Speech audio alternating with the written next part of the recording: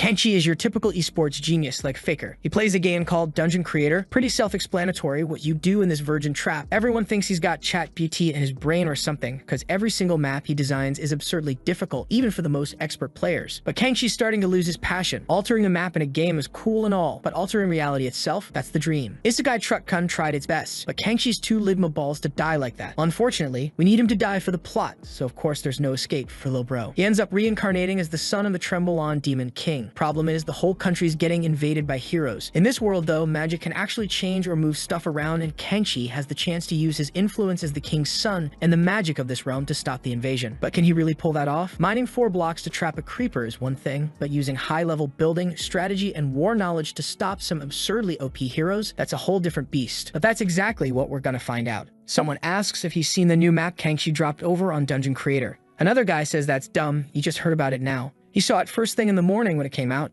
As always, the map was insane, but completely impossible to finish. The chubby guy says Kenshi can't be human. Every map he releases hits #1 in difficulty. No one's ever able to beat them. That kid's totally using GPT. The friend beside him asks if Kenshi can hear them. Everyone keeps saying he uses bots and hacks. And he also wants to know why Kenshi always eats those snacks from the Alain house. He's loaded. Kenshi just says it doesn't matter. Besides, the food there is actually good, and since he never leaves the place, his maps always stay at the top. His friend replies that him being #1 is just the bare minimum. Everyone already knew that was gonna happen. Kenshi doesn't get why people keep calling him an AI. All he really wanted was to go back to having fun with the game. He stares at the monitor for a while, and a bit later he heads out, waving goodbye to his friend, saying they'll catch up later. If anyone asks why he was so obsessed with that game, it's because in there, there's nothing he can't control. Unlike the real world, he can do things in the game that would be impossible otherwise. Like those streetlights over there that look totally inefficient and could have shared the same space. He could just move them around. But in real life, yeah, that's not how it works. In the game, he could easily change the position, size, anything, all with a single click.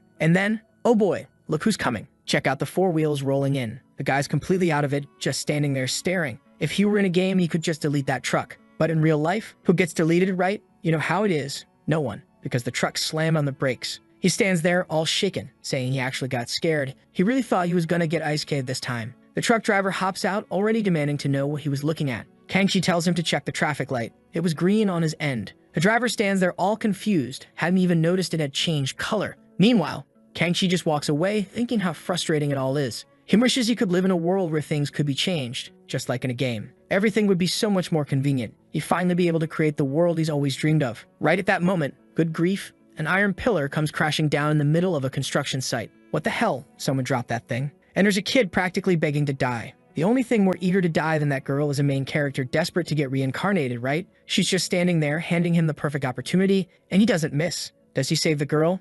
He does. But at the same time, what was that? Brutal. The guy got absolutely flattened, turned into mush. Damn. Even then, the poor dude still tries to make a point how, in real life, you just can't control anything. But suddenly, he finds himself in a void, wondering where the hell he is. The place is dark like a black hole, and it feels strange. Shouldn't he be dead? Suddenly, someone calls out to a mortal, asking how the hellish void felt. It's finally time for him to face reality. Kenshi wants to know who this person is and what the hell this hellish void is supposed to mean. The spirit says death is just a path to reincarnation. At least it should be. Kenshi is confused, totally out of it, while the soul pulls him in and says it's going to give him a chance to recover his memories. The boy keeps pressing for an explanation, but the spirit just tells the lost one to open his eyes. Kenshi's still clueless, but then suddenly, his hair starts changing color, and boom, he wakes up bronzed. The guy's got this wild, possessed look, wearing a suit, standing in the middle of some strange room with no idea what's going on. It's a castle around him, and that person in the mirror, wait, is that him now? The boy's full of questions, wondering again if he's been reincarnated like an anime. Well, actually, it's a manhwa, my dude. Still, the sensation is way too real. There's no denying it. He's really inside that body. This isn't a dream. Looking around, he tries to figure out where he is. It looks like some old castle, but who is he now? Suddenly, he hears something next to him, and out of nowhere, bam, he takes a giant sword slash to the back. That thing went deep, and the first crazy of the story makes her entrance. Wearing this manic expression, she's grinning, asking what he thought. Is he gonna die? Did it hurt enough? Yeah, pretty sure it did. She left a crater in the kid's chest. He wants to know why his sternum is already shredded the second he gets reincarnated. Shaken, he turns around and asks why, but the lunatic just smiles, wanting to know what he's even talking about. Obviously, she's trying to finish him off now. Kenshi realizes this psycho really is out to kill him. But then, bam, something suddenly yanks the weapon right out of her hand.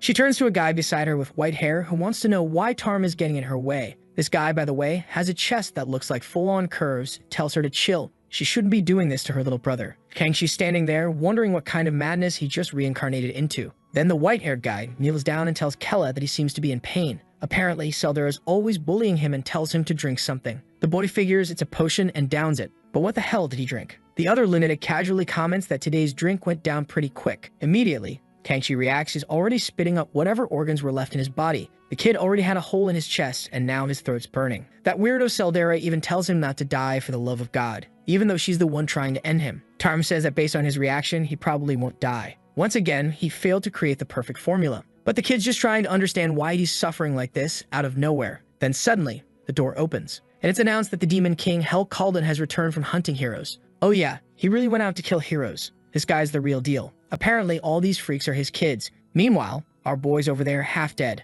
Look at those horns. Look at those hands. Holy hell, this time the dad looks more like the main character. The guy is a total beast. And that Keldon guy, the father, he immediately asks what all that noise is. Seldera, all shaken up, tries to apologize and says it was the protagonist who started it. But right then and there, he grabs both of them by the neck and tells them to shut up, saying it's a disgrace to their house for them to be groaning in pain loud enough for people outside to hear. The two of them are apologizing like crazy. Their necks look tiny compared to their father's hand. Right away, Kangxi puts 2 and 2 together. If these two were calling him their brother and now they just call that guy their father, then yeah, it's pretty clear they're one big happy family. And this weird demon king says that in his castle, only 2 types of sounds are allowed. The birth cry of a great demon and the sound of honorable death. Kangxi practically soils himself. With that, the king walks away, leaving the 3 of them slumped there in shock. Still catching his breath, Kangxi looks to the side and wonders if he's seriously the bastard son of that guy. Of all people, he just had to end up the son of a demon king like that. The next chapter kicks off with him saying, "Mom, that psycho stabbed me in the eye with a fork." His mom just says,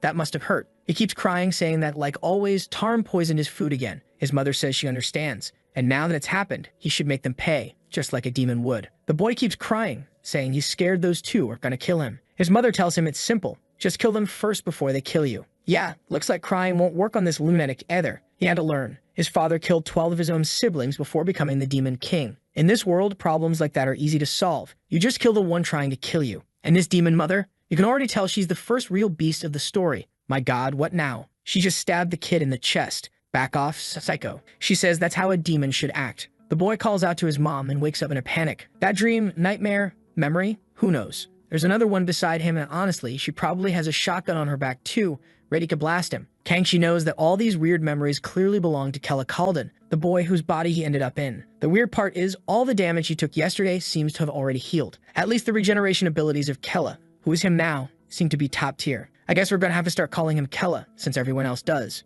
The maid tells him he finally got a decent amount of sleep this time. It was almost time for the first meal. I have a feeling she's about to poison him too. Was she his personal assistant? Something exclusive? Rin reminds me of that anime. What was it again? The one with Rin and the other girl with blue hair? The story says that our boy Kella used to be humiliated for being too shy. Rin tells him to get dressed. He says normally the servants help him, and she shoots back that if she helps him, he's gonna have to help her get dressed too. He is all awkward, and out of nowhere, she hands him something to clean and just falls asleep there. Apparently, she didn't have much respect for him. She really didn't care at all. Now our boy is furious with the former owner of this body for letting himself get pushed around like that by his servant. At least now he understands. This poor Kella guy was getting bullied and almost assassinated every day in his own home. He says nothing's really changed. The weak ones die. Honestly, you were living pretty chill before, making dungeon maps in that online game. But alright, dinner time rolls around. The table's full of monsters and the dad's already saying he's late. The boy's shaking all over. The guy's presence is way too intense. It really is the aura of a demon king. He sits down and apologizes.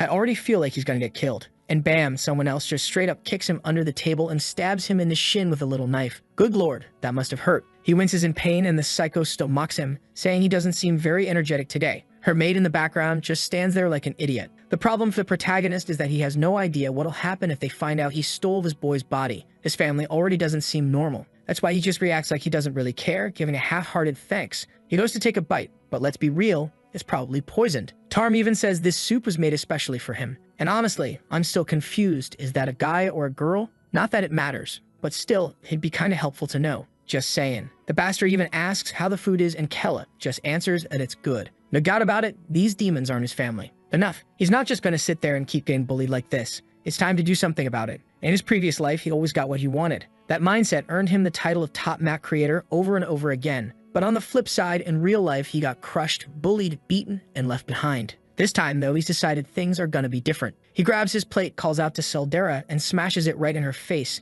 tells her to taste what Tarm cooked for him today. Then he pulls the dagger out of his shin and hurls it at Tarm. The guy's totally lost it, yelling that this was a gift from Seldera. The father's watching, looking a little confused. And now the madman goes full chaos mode, reaching under the table, saying they shouldn't bother playing this fake happy family act because they're demons. He flips everything, declaring that from now on they can eat on their own. Apparently that outburst triggered something in him, and while he's there all hyped up in the madness, the rest are just frozen in shock. Later, he's completely energized. Doing that felt amazing. Sure, he almost got killed by the father, got beat down, but it was totally worth it. At least he recovered super fast. This body had insane regeneration. On top of that, he could feel some kind of overwhelming power inside. No wonder, right? He's the son of the Demon King. Now he's curious to find out just how strong this power really is. Just then, Rin calls out to him, saying it's almost time for the demon power class. But he turns around and tells her to stop giving him orders. She's stunned, wasn't expecting that from him. Still, he's interested in this whole demon power lesson thing. The only downside is, according to Kella's memories,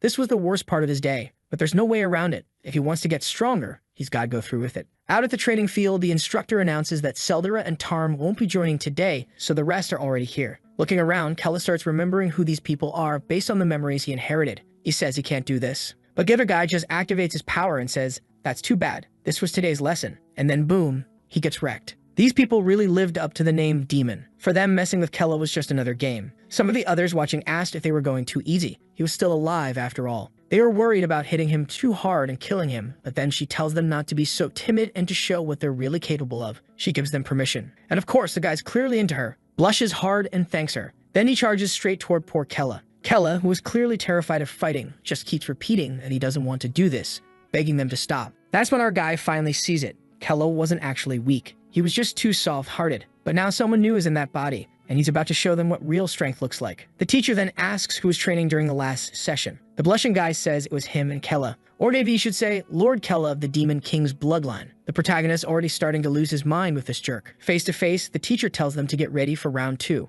And that bastard, still no idea what his name is standing there, asking if Kella's ready. Finally, someone speaks up and tells Rod to go easy on the young master or else he'll end up running off crying again. The protagonist is just memorizing faces now, keeping track of who he's going to beat down later. One thing he noticed is that he and Kella are actually really similar. In his previous life, he didn't have money or power either, and everyone used to humiliate him. With all of that, it's going to stay in both their pasts. Whoa, now Rod's straight up trembling, freaking out, asking if Kella really has that much mana. The side characters in the back are all frozen in disbelief. The idiot can't even move under all that pressure, and Kella walks right up and calmly says he'll go easy on him. He said it'd just be one punch, and bam, right in the head, full force, sent the guy crashing into the ground. Our protagonist still completely busted. Dude, you just got reincarnated. Weren't you a gamer building dungeon maps like 5 minutes ago? Okay, fine. Gotta remember he has Demon King blood in his veins, and that stuff's no joke. So yeah, there's a reason behind it. The teacher's even wondering if the kid died. And holy crap, the poor guy got wrecked. His little horn even snapped off. And our guy just stares him down and tells him to repeat what he said earlier to a descendant of the Demon King. Rod, now all messed up, calls him Lord Kella and begs for forgiveness.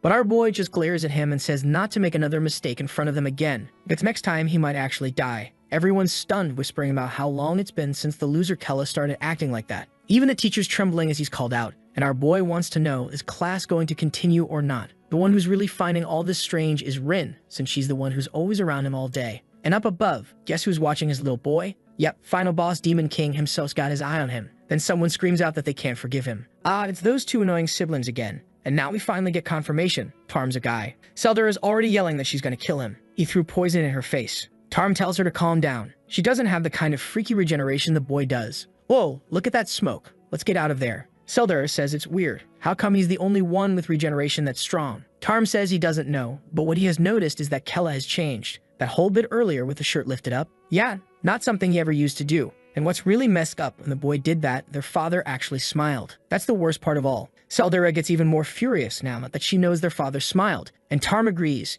It's not normal. She wants to know then, what are they going to do about it? He says that from now on, they better team up. What? You were already doing that, bullying the kid since he was little. Ah, right. Apparently, they were also trying to kill each other all this time. But now they're finally going to focus on taking Kella down. She grins and says it's not a bad idea. First, they'll eliminate Kella before he draws the father's attention again. What a bunch of desperate weirdos. Oh, and that creepy thing the teacher's summoning right now, that's the first Demon King, Turk Kalden. Another one from the protagonist's lovely family. And yeah, he's thinking that guy really does look demonic as hell. This Turk guy was the strongest being in his era. The only reason he lost was because of some filthy alliance created by the so-called Heaven's Guild. Bunch of opportunist guilds that wanted to wipe out their kingdom. And apparently, our protagonist has memories about those guilds too. Because of those bastards, he's not allowed to step outside the castle. That's the reason he's been stuck there the whole time. Only the toughest, like his father, get to go out with the troops to hunt down heroes. The teacher tells everyone to get ready. Heaven's Guild is gathering again to attack their kingdom. And to help Lord Hell,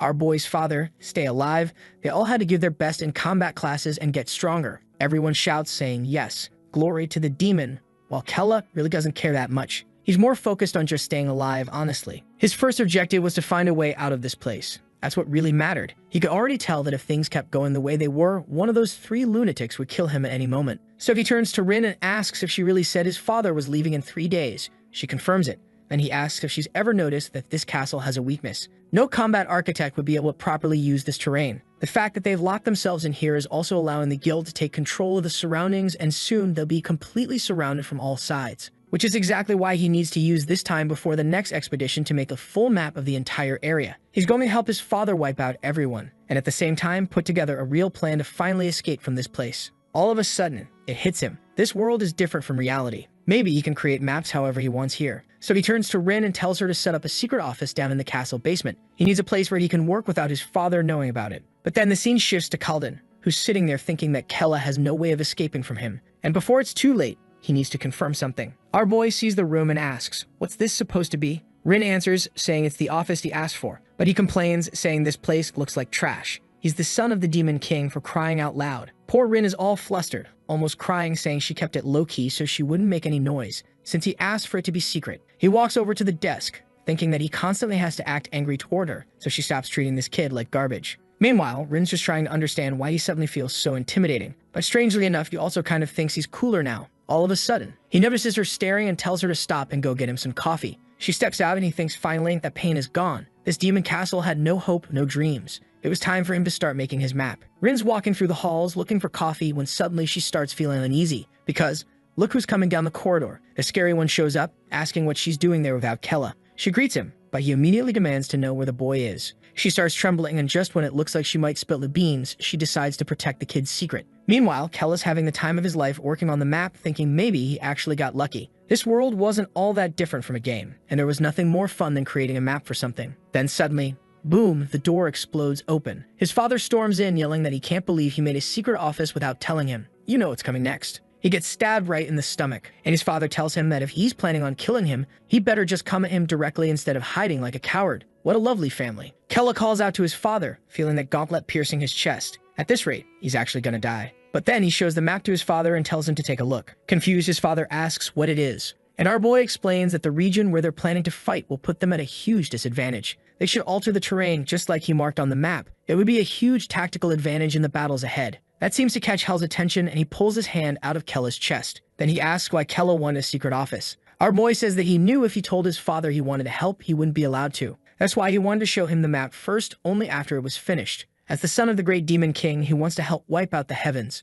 Rin looks a little shaken, asking if the boy's got a death wish or something. But his father cuts in, asking how long he thinks this is going to take. A bit confused, he presses again. How long is it going to take to finish this map? Kella, all fired up now that even Hell seems to understand what he's planning, says 5 is enough. But his father says 5 is too much. People are arriving in 3 days. At that rate, the map will be worthless by the time everything kicks off. But our boy says he can finish it in 5 hours. Now even his father looks shocked. That lunatic even adds that he'll have the plans done in 5 hours, and within 3 days, all the structures will be ready too. All he needs is permission to lead everything. Hell is clearly surprised. Then he finally says fine. Hell let him complete the map. But if all this was just some pointless excuse to run his mouth, he'll be torn to pieces right along with it. The boy's sweating bullets, bleeding, and celebrating all at once. So many emotions hitting at the same time, and Hell walks out. Still, he's fired up. He did it. Even though, now he's puking up whatever he had left inside. At that moment, it hits him. If he hadn't proven himself useful, he probably would have been killed right there. Rin's tearing up, amazed that he actually managed to convince the Demon King. He immediately asks her to take him to the hospital room, wraps himself in bandages, and finishes the map. Not long after, the entire castle's forces begin mobilizing to start the construction. Mages raise illusion barriers so no one can see what they're up to. The geography and topography of the land are altered so everything stays hidden. And for the first time, he feels like he's making a real map. But this time, it's not a game. The scene shifts to the base of the Heavens Guild. The old guy there asks what the hell's going on with the terrain getting changed. His name's Hermison, and he's the guild master. The black-haired guy says yeah, they discovered the plans, and it looks like the demons are trying to deceive them with illusion magic. Hermison says he has no clue what they're planning. The younger guy asks if they should stop it, and he says no, let them waste their time. In 3 days, the most powerful squad will arrive in Talua. The Talcan group is on its way. This team's been in preparation for decades. Finally, the perfect elite force has been formed. They could wipe out any other elite squad easily. Soon enough, the Demon King's end would be here. The scene cuts to a guy flying on a dragon, commanding the army to move forward. Today, they'd end the wretched Demon King once and for all. Meanwhile, the redhead's charging in at full speed, yelling at everyone to keep pushing. And is she the villain? Damn, what a threat. She's praising the guy on the dragon, who's apparently Killman, and he calls out to Commander Sirius, asking if they're finally going to succeed in killing the Demon King. She says yes. The Talcan squad is unlike any other guild. That bastard would finally be wiped from the face of the world. Back at the Demon King's castle, he admits Yahello wasn't bluffing. He's got to give him that. It wasn't perfect, but still he's reaching his body's limit. Maybe tomorrow really is the day to settle things with the guys from the heavens. The mages are scrambling, saying there's no time. It's all hands on deck. Move as fast as possible. From the window, our boy looks out and says everything's going just like he planned. But the feeling is nothing like making a map in a game. It's insane how, in this world, you could actually reshape the land however you wanted. Now he's hyped for the fight between the Demon King and the heavens. Tomorrow is the big day. With the guild's arrival, the crowd erupts in celebration. Killman speaks with Hermison, who thanks them for coming and says the time to kill the king has arrived. It's time to bring that castle down. Killman raises his arms, rallying everyone, shouting that today, they're taking the win. But then, what the hell? Some kind of little orb appears on the ground, a weird portal. Killman has no clue what's happening and calls it a surprise attack, ordering everyone to fall into defensive formation. A pillar of energy shoots up and the whole squad already has their shields up. And when they look to see who landed right in the middle of everyone, yep, it's him. Hellcalden, the Demon King. The beast himself dove straight into the center. Of course, the genius behind the plan, that unhinged lunatic. He said now he could use teleportation magic without anyone seeing it. But yeah, that part was kind of confusing. Teleporting into the middle of the heavens base, that was madness. Seldera immediately told him not to even consider something like that. It made no sense. How could he just throw himself into the enemy's stronghold? Tarm agreed, saying it was way too dangerous, even for him. But their father just asked if they were doubting the power of the true Demon King. They hesitated, saying he still wasn't fully recovered, but he just told them to shut their mouths. He's the one who makes decisions here. Tomorrow he would drop right into their base and kill every single one of them. Killman can't believe the bastard actually caught them off guard, but he's sure he'll regret charging in like that. He already gives the command for his squad to attack. This fight's about to get wild. He locks eyes, explodes with aura. Meanwhile, our boy is still at the castle, working on the master plan. He'd finally pulled all the forces together, and all the preparations were done. It was time for them to move too. The best defense is offense, and that's exactly what they were going to do. The guards on watch report that the demon forces are moving out. The problem is, they got caught off guard too. Creatures were pouring in from every direction, and apparently, the first line of defense never even stood a chance. Kella celebrates. So far, everything was going exactly as planned. Then suddenly, guess who shows up? Saying they didn't think he'd actually go that far. It's a shame, but they can't let him live after he crossed that line. Our protagonist forgot, that his greatest enemies are also living in this cursed castle. Tarm is the first to attack, saying there's no longer any place for Kella in this house. For a second, I thought he was gonna dodge, but nope. That thing went straight through his chest, probably laced with poison. Tarm calls for Seldera, who says that even with Kella's insane healing factor, no one survives getting their head cut off. They're both laughing while our boy is just there, basically a floating stump. The poor guy can't believe this is how it ends. He drops like a trash bag to the floor, agonizing while the two scumbags cheer, saying they finally took his head off. But then, he feels a strange aura. And of course, right? You deal with a traitor, you get betrayed too. She stabs Tarm in the shoulder. The psycho even says he's clever, but this time he let his guard down. Tarm yells that she shouldn't be using that dagger. That's their mother's forbidden weapon. And she just says, we're demons. Since when do we care about rules?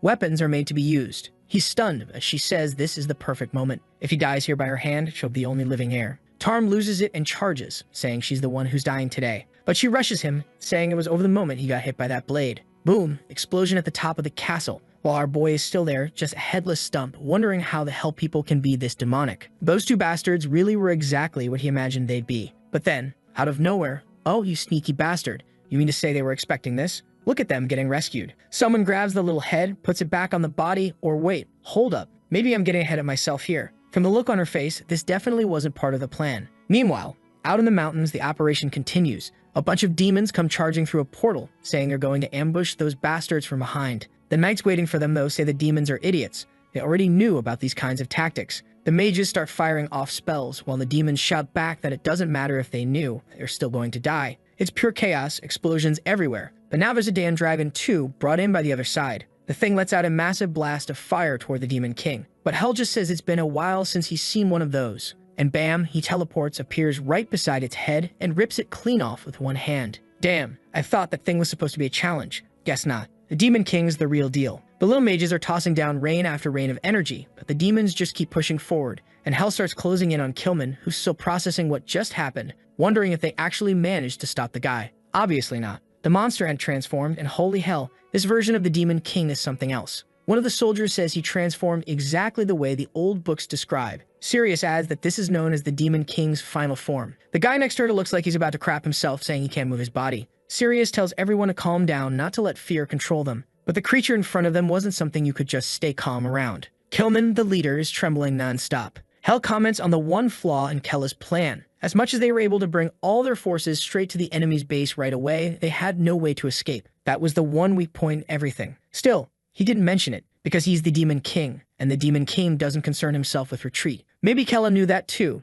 knew that he wouldn't refuse something like this. But none of that mattered now. The beast keeps charging forward, saying he's going to kill everyone here. Killman calls out for everyone to brace themselves. The thing was coming at them in its final form. They were going to have to give it everything and put their lives on the line. The Demon King gets ready, blast so strong it can be seen from across the mountain. Meanwhile, our boy's lying in Rin's arms. Honestly, I didn't think she'd be part of the plan, but clearly she wasn't, because she's panicking. We see flashbacks, her asking when he was gonna get used to this kind of stuff. They torn his arm off, and she had to reattach it. Apparently, his regeneration is so insane that all she had to do was press the stump and it fused right back. She asks if it worked, and he says, just like expected, it worked again. Now it was time for her to cut off his head. So yeah, it was his plan the whole time. You tricked me, huh? Don't play like that. He told her the head was a bit riskier though, so she needed to be extra careful. She didn't want to do it, but she obeyed anyway. Next scene, he's getting dressed again, scar running across his neck, saying that's enough with the experiments. Now it was time for her to go to Seldura's maid and tell her everything he said. Make it sound as natural as possible.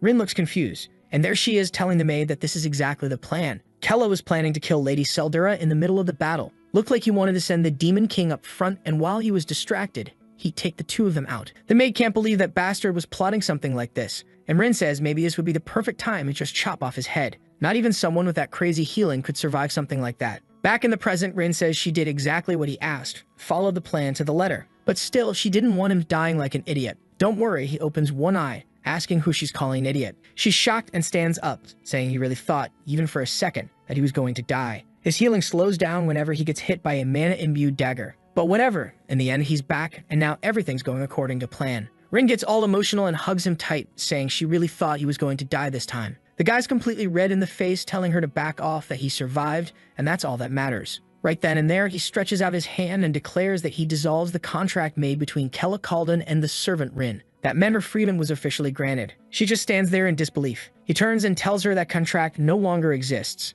She was now free to live however she wanted. She's a little lost, and he just walks off full Chad mode. She remembers when he was little and told her he wanted her to be his friend, not his servant. And even though she just got her freedom, she's already crying, saying she wants to keep serving him. He tells her again to back off. While those two are having their little emotional moment over on the battlefield, Killman is absolutely wrecked. But the Demon King isn't looking so great either. Actually, he's in terrible shape, completely slashed up, missing both arms, part of his ribs exposed. He's still holding a serious expression, but honestly, I don't know if he's walking away from this one. Killman admits it's frustrating, but there was just no way to win against this guy. No human could ever stop a disaster like that. Hell looks around and sees that everyone on the field had been annihilated. The only problem is, the same thing had happened to his own soldiers. He calls out for Seldura, for Tarm, and for Kella, and comments that apparently none of them are coming. But that's fine. This fight was his from the start, and now it's time for everything to end. Meanwhile, our boy is running through the underground tunnels. He's finally spotted a way out. The moment he steps through, he'll finally escape the eyes of the castle's watch. As soon as he crosses, he'll have freedom. But Rin tells him to be careful. An electric attack comes flying in, and she throws up a barrier to protect them both. She immediately says she sensed a strong scent of blood. Mages step out from behind the rocks, saying that Calvin really did act like a father in the end, trying to evacuate his children. They already knew, though, that the kids would try to escape through the caves. Kella had no idea the enemy would be monitoring a place like that. Turns out they'd been watching that little side project of his the whole time. And instantly, the attacks start flying, and Rin throws herself in front of him to shield him. She shouts at him to run, saying he's useless in that situation. She tells him to listen, that she's still his servant, and her top priority is protecting him. But Kella knows. Rin's putting on a brave face, but all she really has is one simple defense spell. If he leaves her behind here, she's dead. That's what she's trying to do, sacrifice herself. She keeps yelling, asking what he's doing, telling him to get out. But he grabs her by the shoulder and tosses her to the side, asking when exactly she started pretending to be some kind of badass. She can't even take a hit. If her plan was to follow him, then she better quit trying to throw her life away like that. She's dazed, trying to figure out what just happened. The mages are confused too. The kid just dropped the barrier. Then he steps forward and says it himself. He knows he was always seen as the weakest in this castle, and that's why they were going to kill him. But the truth is, and we already know this, Kella isn't weak. He just never showed what he's capable of, which is perfect, because everything they think they know about him is a lie. Rin is stunned as he effortlessly blocks a powerful attack, and the mages can't understand it either. This kid was supposed to be the weakest of all. Then, out of nowhere, a shadow closes in and slams one of the mages' heads straight into the ground. Our boy says they'd better double check where they're getting their intel from. The guy tells him to wait, but it's too late. Boom, he gets blasted. Well, kind of. More like he ends up half-charred. Rin's in shock that he managed to beat a mage from the Heavens Guild so easily. Meanwhile, the others in the back are saying it doesn't make any sense. He was supposed to be the weakest one there. Our boy just turns to them and says that once again their intel is completely wrong. The guys rig another attack, saying they've got no choice now and they have to end him here and now. They're going to use Light Spear magic, a move that burns through all their mana in a single strike, which means if it doesn't kill him, they're the ones who'll die. Rin yells for him to move out of the way. It's insanely risky. But the attack lands straight through him and through her too. Damn, you really shouldn't have taken that hit. The worst part is, Kella realizes he can't move his body anymore, and Rin turns to him, eyes full of tears, apologizing for not being able to protect him. The mages cheer, thinking they landed the hit clean. One of them pulls out a weapon and says this is the end for him. But another one behind him asks if they don't deserve a little reward and reaches for Rin's face, saying they should have a bit of fun with her first. Dude, focus on the battle. You're about to die. They say they know exactly what demons did to humans, and now it's time for her to shut up. Kella never expected that even the so-called normal people of this world, well, normal, will treat others like literal objects. The guy says Kella can go ahead and die now, and staring at the exit just ahead, Kella can't believe it. He's really about to die here. He was so close to escaping. The mage raises his sword and says goodbye while Rin screams his name. Then purple energy starts gathering. He feels something coming, and that's when his father appears right in front of him. The protagonist wonders if his father already finished his fight and if the plan had been ruined. But Hell calls out to Kella, telling him to listen. He says he's fought countless times and considered every possible outcome. Kella doesn't get what he's talking about. Hell explains Seldera has no respect for their demon allies. She's unfit to become the demon queen. Tarm lacks ambition. Our boy stands up, saying he doesn't give a damn about those two. He just wants to know, how the hell is Hell even here? Hell calmly says that the demon king has the ability to pass his mana down his bloodline before dying. Kella is completely lost, but Hell goes on to say that in one incredibly brief moment he saw that the boy was the best candidate to become the true demon king. Kella says he must be mistaken or something, but Hell doesn't waver. He declares that he, King Hell Kalden, is transferring all the mana in his body to his son, Kella Kalden. From the sky, a massive sphere of energy descends. Kella is utterly confused, not knowing what's going on, while Hell calls his name, asking him not to miss him in death. He should live like a true demon. Hell is just a head on the ground now. Sirius celebrates, shouting that the Demon King is finally dead. General Killman had sacrificed himself to make it happen. It came at a cost, but now Kalden's head was on the ground, and they had won. As they cheer, guess who's receiving all the mana from the Demon King? In that very moment, the spear stuck in Kella begins to disintegrate. One of the mages, confused, asks why it looks like he's getting stronger. Kella starts laughing, celebrating. Hell really is dead. His plan had worked perfectly. You bastard, you actually killed your father. You really were born to be a demon, huh? And now those two mages, the ones who poured everything they had into a single attack, they're out of mana. Kella immediately tells Rin to step back while he feels an enormous void inside him and a growing power swelling from deep within. The mages yell at the demon to stay away, to which he responds, "Say that again? What was it you said you were gonna do to Rin?" Right then, he jumps toward the two mages and says they're worse than demons, and boom, they're smashed into the ground. Looks like that's it for them. That really was the power of a demon king, but it's so overwhelming that just receiving it left his body totally drained. He asks Rin if she can move, saying they need to get out of there immediately. But before they go, he thanks Hell. Thanks to him, he finally managed to escape that burning, abandoned castle. Our boy is a natural-born strategist. He doesn't care that he left his family behind. And really, that family wasn't worth much anyway. Though, to be fair, his dad was actually kind of cool, well, minus the part where he shoved his hand into his chest. Still, none of that matters to him now. He's just happy that he can finally go wherever he wants and live however he wants. But then, a strange blue aura begins to swirl around them. Rin warns him. That's usually teleportation magic. And before he can even react, he just reaches out and says, "Grab my hand and let's go, my girl." She's startled, but then a flash of light appears in the sky. Where's our boy going now? Back to the castle, maybe? Doesn't look like it. They're in the middle of some forest now. He's just as confused as we are. Rin, puzzled, says she didn't know he could use teleportation. He tells her it wasn't him, it was some kind of triggered enchantment. Looks like their father set it up in all three of them, just in case he died. Rin then realizes all her wounds are gone, and he explains they were probably in the teleportation space for about 3 days. That was probably part of the spell too, giving them time to heal while they were being relocated. She's amazed to think the guy was able to create such a complex, layered spell, seeing that he actually cared about them. Makes our boy realize that in the end, the guy really was a father. Rin then quietly asks if that means the Demon King really died. He nods. Yeah, exactly how I planned it. Then she asks him to become the next Demon King. Poor guy, already getting passed the crown by someone else. He asks why he'd do something like that, and she tells him it's because she's realized lately that he's the perfect person to become the true Demon King. And from now on, she'll do everything she can to make that happen. He can tell she's getting the wrong idea and just tells her to do whatever she wants. Right now, what he really needs is fighting strength. But suddenly, she stops walking, eyes wide. She recognizes the place. That was the magical city of Arsal, a place where talented people are trained for one single purpose,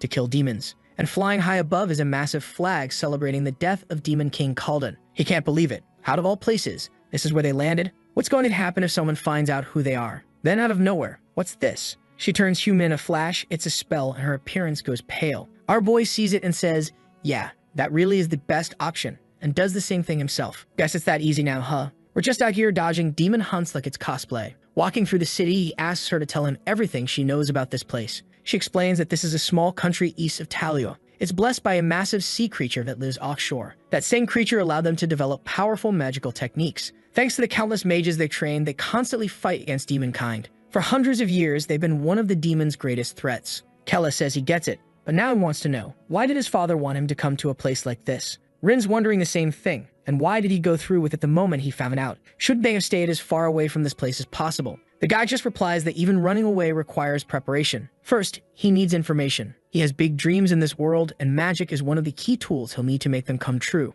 And this is the perfect place to learn everything about it. A place where magic is used even in the most basic buildings. If he could learn the magic from this place, he'd be able to create things that weren't even possible in the game. But first, he had to deal with that hungry one next to him. Good thing there was a food stand nearby. Rin gets all excited, saying this one's famous and insanely good. And judging by her reaction, she's enjoying the city a bit more than she should be, huh? They had way more important things to handle here than taste testing everything in sight. Finally, it's time to check out a magic bar. And guess what's happening in there? Yeah, celebration. The Demon King is dead. And look who it is. Yep, that same girl from the army. The stunning redhead. Everyone's raising their glasses, cheering together. Now hold on, what are those two doing over there all red in the face? Kella's already tipsy and says there's nothing wrong with celebrating every now and then. Oh, the redhead seems to have noticed them. She says she spotted a very interesting couple over there. Later, after leaving the bar, our boy is puking his guts out. Clearly, drinking isn't his strong suit. Rin says she can't believe they were out celebrating the death of the Demon King, while he tells her to shut up because she's the one who suggested they drink in the first place. Suddenly, a crowd rushes by, shouting that a new S-rank quest just popped up. Rin finds it strange considering the only S-rank target had been the Demon King himself. He says they should check it out too, and when they do, guess who's plastered front and center in the middle of the castle on the quest board?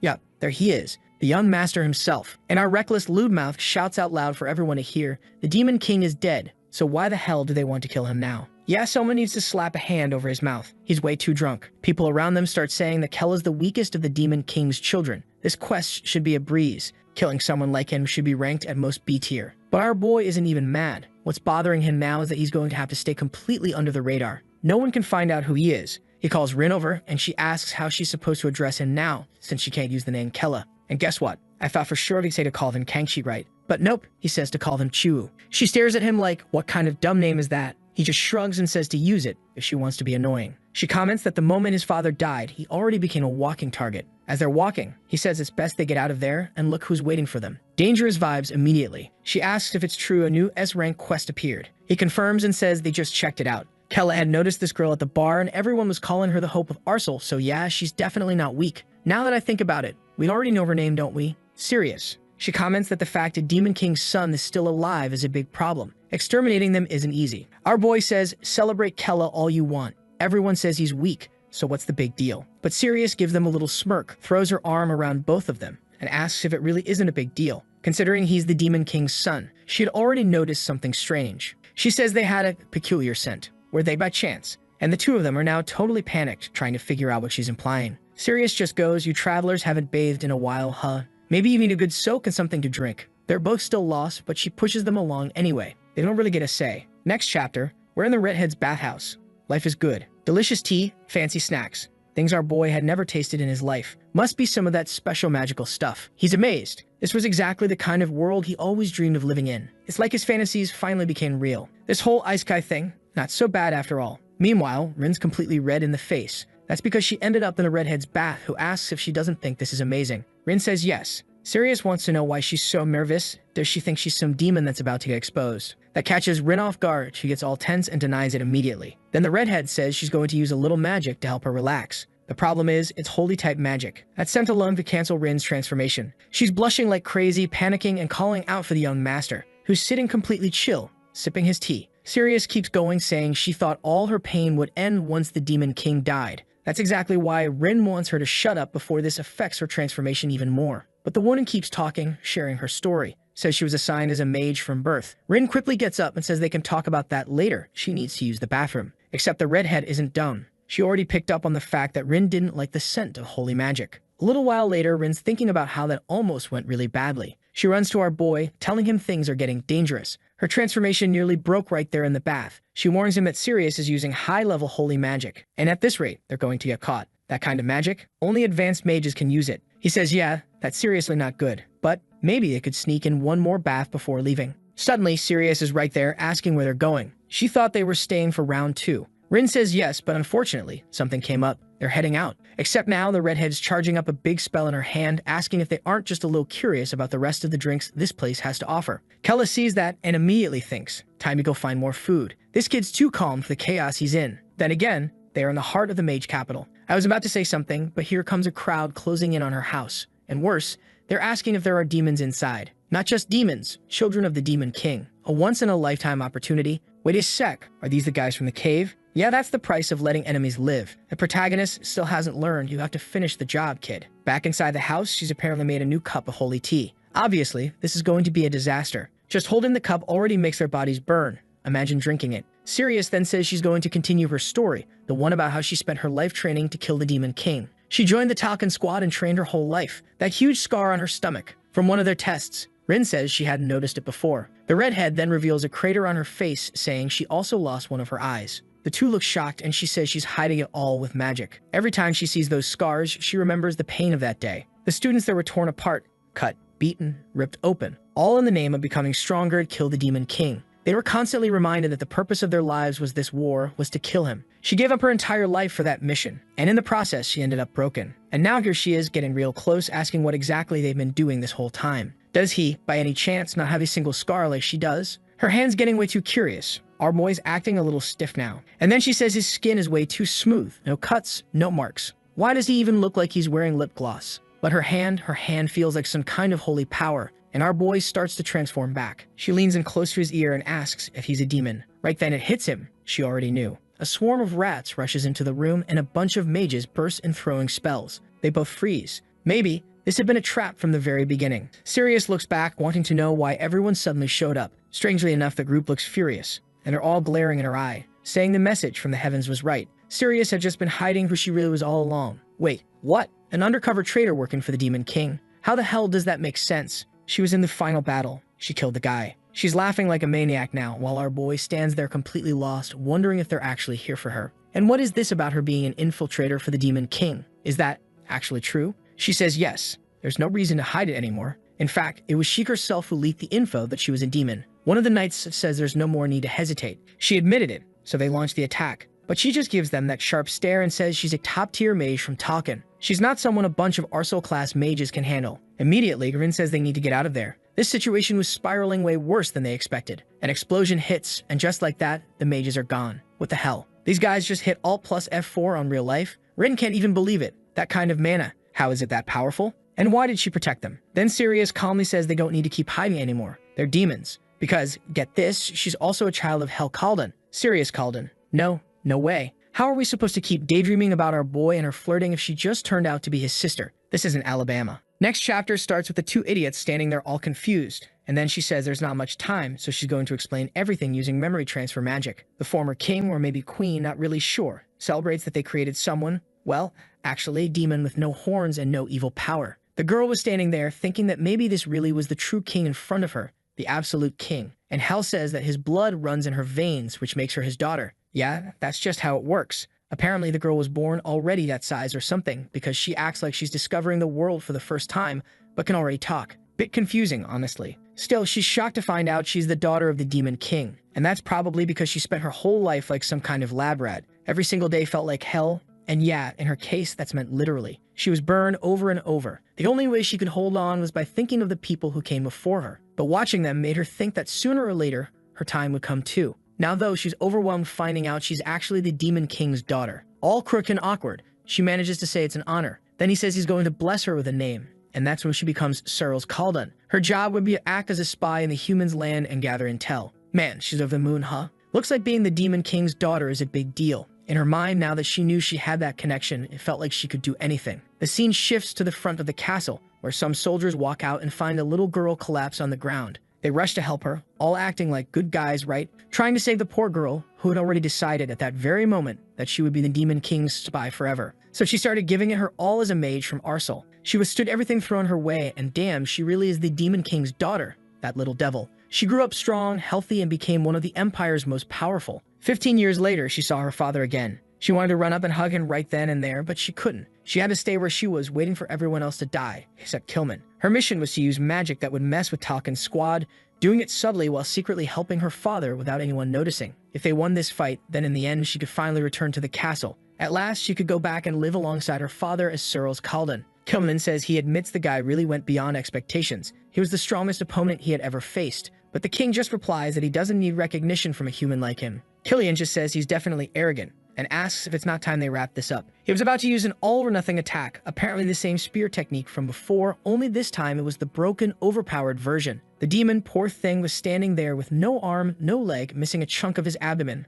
but still managing to summon another big ball of energy. Servals wanted to step in, but the entire place got wiped out. In that moment, she heard her father's voice calling her name and giving her one last command. She was to serve the next demon king just like she served him and protect the boy until the very end. Then boom, it all exploded. That demon king could really fight. He was a monster in battle. In the end, only his severed head was left. His mop of hair rolled across the ground, and she realized he wasn't coming back from that. Her only choice was to head back to Tal Lua, especially since the backup forces had already arrived, and it would have looked suspicious if she went toward the castle or something like that. Meanwhile, in the city, people were celebrating the Demon King's death. It had been 1,000 years since humans last knew what it was like to live without a king like him. That's when she decided to retire. She returned to the city of Arsal, the first place she showed up and where she started working for her father. Her plan was to start over from scratch and little by little prepare her revenge for her father's death. Now she's saying she was already thinking about wiping everything out, including Arsal. Rin can't believe she's really the Demon King's daughter. Kel is even more frustrated because he was trying to escape all this stuff about siblings and demon kings. He just wanted to live like a nobody. But now, surprise, another one of the family shows up. Kella says they're not related by blood, but how is that possible? If he's not the son of, wait, he's not my father. Servals then says she's not going to force them to cooperate, but she hands over some information. The city of Arsal is the main threat, since it's basically the capital of magic. The longer that place remains standing, the faster Kella Kaldan is going to die. That instantly makes our boy more serious. Even in games, mages were always a dangerous force. If he lets these people do whatever they want, he's definitely putting his life on the line. Meanwhile, the down mages are over there deluded, saying they're worried others might show up and steal the credit for taking her down. That's why they're going to do everything they can to kill her as fast as possible. That's when she says these guys really are bastards. They didn't even know they were attacking demons and still went full force. From now on, everything that happens is just self-defense. Cyrils turns around and seems to recognize the energy. Yep, the guy had her father's power. So here's the deal, that night they got into an endless battle. But from Rin's perspective, it looked more like a massacre. For Cyrils, the city of Arsal felt like a second home. She knew everything there. She quickly destroyed the key structures and cut off the government's magic supply. Kella obviously used the mana he inherited from his father to crush everyone with real power in that place. And with the two of them working together, boom, everything went up in flames. The fire swallowed the city and the sky was lit up with it. A guy collapsed on some rocks, says Arsal won't fall that easily. Demons like them would never be forgiven. The whole state got wiped out. They really should have just played dead. And Serval swears her she's not letting anyone off the hook. Starting with Arsal, she's going to destroy them all. Even Kella is starting to think she's getting a bit too hyped. Then he turns away and says they helped each other enough. It's time for each of them to go their own way. But Cyrils asks if he seriously thought she wouldn't recognize that mana. Now she knows. He's the second son of the Demon King, Kella Kaldan. Our boy knows there's not much use in hiding it anymore. So he just says, yeah, but she looks kinda impressed. And that's when he realizes, oh, maybe he could have actually kept it secret. Searles then explains she had her suspicions and reveals that she shares the same blood, but it's not quite like that. She's not exactly his daughter. In truth, she was made from the Demon King's blood. What a twist, man. Full-on reveal. She says she was created after he was born, meaning that technically he's the older sibling, and she's convinced he must want revenge for their father. But obviously not. He ran away from home, man. He wanted that guy dead so he could finally live freely in the world. Searles doesn't like that response at all and asks if he's really thinking about running away. He's the only bloodline left from the Demon King, the only child of their father. Wait, that's not true, right? What about those two other lunatics? Meanwhile, the ninja's basically begging our boy to just say he'll go with this crazy girl already before she kills them. So he says it. Yes, he's seeking revenge, he's gotta make them pay. But obviously, he's lying through his teeth. Searles immediately turns and says good to know, and tells everyone to get going. Let's burn it all down. Kella, a bit hesitant, says alright, while thinking this is the perfect chance to get access to Arsol's magic. Searles knows everything about that place. While he pretends to stick close to her, planning to deceive her, he'll be gathering all the info he needs, and when the time's right, he'll dip. But one of the guys who survived overheard the whole thing, and he's desperate to report it to someone named Talua. Turns out Talua isn't a person after all. It's the name of another place. An elder wants to know what this urgent business is. The servant in front says Searles joined up with the demons, her who used to be part of Talkin's squad. The elder stays indifferent, until the guy reveals she teamed up with Kella Kalden, and the two of them destroy the entire city of Arsol. Immediately, the old man slaps the table and asks if the son of that damn demon king is in the city. The guy says it looks like the boy still has some sort of connection to Searles. The elder can't believe that a magical city as powerful as Arsol was taken down so quickly. At this rate, everyone's going to laugh in their faces. They need to kill Searles and bring Kella Kalden in for execution. Then a guy named Hayden swears on his name that he's going to take them both down and walks out. And there it is, the Demon King's head, just chilling, being kept like a trophy, floating all peacefully. The man says the bloodline of that wretched king is still haunting him, even as just a head. But he swears he'll wipe out everyone who carries any trace of that blood. Elsewhere in the castle, someone asks for news on Killian's squad. A man says it looks like he got the message. He should be showing up soon. The elder says this is the perfect moment to use the only person who is stronger than Kilman himself. To kill Kella and Searles, that person is going to be necessary. Someone asks if Brother Kilman really died. The guy in the cloak behind them answers yes. He sacrificed himself to kill the Demon King bravely. But one young guy pipes up, saying it's pathetic that he died just to take out one Demon King. Right away, someone tells him to inform Talua that he should help in the hunt for Kella Kalden. But the guy just shrugs it off and says he doesn't care whether that cursed king wants it or not. Those demons killed his brother, and he's going to kill every last demon on the continent, starting with this Kella guy.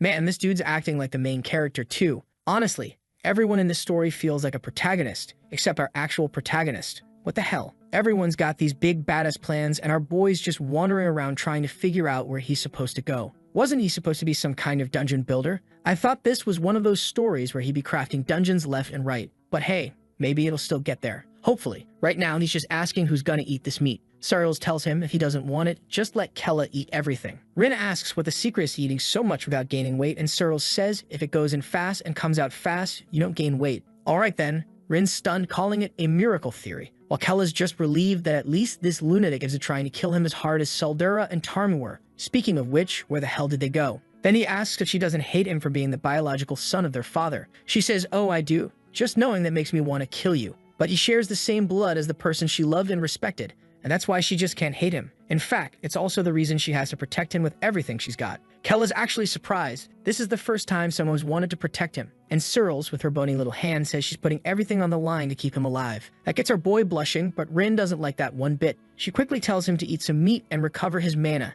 and to get his hand off that woman. She stands up all awkward, saying she's going to protect him too, right up until the day he dies. Then Searles tells them to focus. This place is going to be swarming with demon hunters soon. First thing they need to do is find a safe spot to sleep. But Kella says this place is perfect for the night. All they need to do is put in a little effort and turn it into an impenetrable fortress. A little effort? Searles is making logs float, and the guy just raised a whole Minecraft base. Straight up Fortnite 4x4. Kella says ever since he got his father's powers, he needs way more rest to recover after a battle, just like the Demon King used to. Searles is the same. She got all sleepy, and thanks to the base they built, they both woke up the next day totally refreshed. Meanwhile, back at the castle, the most powerful squad is stepping in front of the king, who's thrilled. Just seeing this group gives him chills. He welcomes the strongest team of hunters, the White Talcon. One sharp-eyed guy in the back says the captain looks way stronger than before. If General Kilman had seen this, he would have been proud. The little elf girl next to him tells him to shut it. Girl's got tiny ears, but hearing like 4K audio. Someone mutters that Adria is loud as always. Then another guy turns to the brute named Lion and asks if they're really going to keep following the king's orders like this. He's so pissed about how they've been treated. Not even killing Kella Kalden would calm him down. The white-haired guy apologizes to Kelka and says there's something he needs to show Curdly. Turns out it's the severed head of the Demon King, the one who killed his brother, Helkalden. Everyone's disgusted. The leader then asks if Curdly can track the guy just from the head. She says it's possible. She casts a spell that traces the bloodline from the severed head. That poor thing's just sitting there, suffering like no head ever has before. Kilman tells the damn demon to keep his eyes open and watch everything they're about to do. Meanwhile, the Demon King's head is just floating there, not understanding anything that's happening. Back with our group of adventurers, Searles tells everyone to get up. Those cursed Talcon guys are going to find them soon. Rin has no idea what she's talking about, so Searles explains they're a really dangerous group. The truth is, the squad that attacked the Demon King didn't even think they'd win. They were basically acting as an experiment, trying to gather information for the real elite squad, the White Talcon, to come in and actually kill the king. Our boy, confused as ever, asks who the hell these people are. Searles explains they're an elite unit made up of combat geniuses, and their leader, he's the brother of the guy who killed the Demon King. He asks if the guy who killed his father is really weaker than this new one. Searles clenches her fists and says she didn't want to admit it, but the truth is, the White Talcon squad is way stronger than theirs ever was. That obviously catches our boy completely off guard. Rin, being the voice of reason, asks the obvious. Then how are we supposed to beat someone like that? Searles explains that the White Talcon were off in some kind of isolated training, but they should be returning soon. And that's the perfect chance for them to stop this battle before it even starts. Because if those guys really are stronger than Arcel, there's no way they're winning just through fighting. Kella points out that if they already know about the brother's death, then for sure they're already on the hunt. There's no way they survive without backup. So it's time they have to build an army and create their own base. Finally, our boy's stepping up. Rin looks a little confused, but he says it outright. They need an army that won't lose to this so-called White Talcon. An impenetrable base, one that won't fall no matter how many attackers show up. They're going to build the most powerful dungeon that's ever existed. One of them is daydreaming while the other's terrified. He says they can't keep gambling their lives like they did in the fight against the Demon King. They don't just need the strongest dungeon, they need to go to war against Talua. Searles is fired up, saying she wouldn't expect anything less from his son. Meanwhile, he's just over there thinking, I'm literally just trying to hype these two up. I have no clue what I'm doing. Searles, on the other hand, is already declaring it's time to start building this army and says she knows some people they can call in. Let's go to war. The girls are way more excited about this than they should be. Kella's just confused. Why do they like this so much? But for now, this is how he's buying himself time. Little by little, he'll build his own world, a place no one can interrupt. A map that he could never make real before, but here, it might just be possible. Our boy is fired up now. He immediately asks if Searles knows any reliable demons. She says yeah, she does. He says they'll need someone who really knows geography and terrain. She pauses for a second, then turns and says, come on, I know someone. And so the journey begins. Along the way, our boy starts learning about Arcel's magic. It's not the kind of thing you can just pick up in a couple days. But he is the son of the Demon King, the one who inherited that guy's soul. So he manages it. Seeing that magic form in his own hands made him feel like he was getting closer to his goal. 4 days pass. Searles says they're almost there. Rin finds it odd. The place looks abandoned. Searles replies that it wasn't always like this. Obviously, it was destroyed. Suddenly, she stops and tells them not to move, no matter what happens. A guy rises from the ground, telling Talcon to stay right where they are. He asks if they come back to kill him again. Apparently, it was her who attacked and wrecked this place. The guy charges and drives a spear into her shoulder. Searles calmly says very few people have ever heard of her. Rin's confused and wants to know why she just dropped her guard like that. But Kella tells her to let Searles handle it. Let her do whatever she wants. The soldiers ask why she's not fighting. Don't they count as worthy opponents? But she plays the noble role, kneeling and saying she accepts their anger. They can do whatever they need until they feel better. Apparently, that kneeling pose is some kind of custom from this group, so she shouldn't even know about it. Still, she says that as a demon, it's the only thing she can do. The guys are confused. But our boy jumps in and declares that he's the last surviving child of Helkalden, and he gives his word that Searles is trustworthy and telling the truth. Right away, they accept him just because of his aura. They'd already recognized him as young Master Kelly. Everyone's on their knees. All the demons salute this boy with that weird symbol. Rin gets excited because it looks like everyone respects our boy, and Searles says they acknowledge him as the true heir. Kella just watches and notices a little city down below, and there's a small staircase leading further down. It kind of looks like an underground place. He gets hyped, saying maybe building an army won't be that hard after all. A celebration is already going on for our boy. Everyone's rejoicing at the arrival of the Demon King's son. They say they'll prepare anything he wants. All he has to do is give the orders. But looking around, what really stands out to her is how the architecture of that place is completely different from Arcel Castle or the Demon King's castle. It's surreal they managed to build all this using only natural resources and no magic. He wasn't expecting to find such a big and developed city here. Right away, he says Searles was right. They need the help of the Earth Demons. And she gets all excited, saying, I told you so. On top of that, there was an incredible warrior in this place they needed to recruit. He asks who she's talking about, and she explains that Talcon discovered this place when they were on their way to the Demon King's castle. Obviously, when they found a demon base, they started wiping it out. Poor guy tried to say they were Talia's soldiers, but the whole place got obliterated. Even so, this big green dude shows up, asking how they have the nerve to massacre people who aren't even involved in the fighting. He said he wouldn't let honorless warriors lay a finger on these kids. Searles was confused seeing a demon who actually protected others. The captain told the warrior to state his name, and he said it was Douglas. Yep, out of nowhere, a Douglas shows up in the story.